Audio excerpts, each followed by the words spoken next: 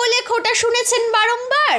কিভাবে অভিনয়ের সুযোগ পান চিরসখার বর্ষা? এই মুহূর্তে ছোট পর্দার বেশ পরিচিত মুখ অভিনেত্রী সিঞ্জিনী চক্রবর্তী। সদ্য স্টার জলসার পর্দায় শুরু হওয়া চিরসখা ধারাবাহিকে নেগেটিভ চরিত্রে অভিনয় করছেন তিনি। প্রসঙ্গত উমা ধারাবাহিকের মাধ্যমে সকলের নজর কেড়েছিলেন সিঞ্জিনী।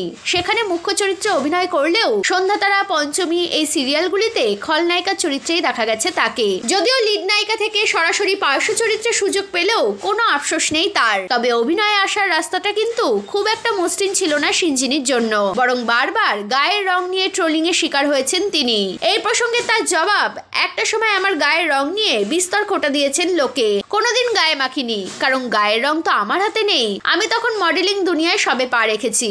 ফর্সা দেখানোর জন্য আমাকে চড়া মেকআপ করতে বলা হতো। প্রথম দিনই জানিয়েছিলাম আমার গায়ের যা রং সেটা রেখেই কাজ করব। আমি ডাস্কি, তাতেই বেশি সুন্দরী। গায়ের রং নিয়ে তাই গর্ব করি।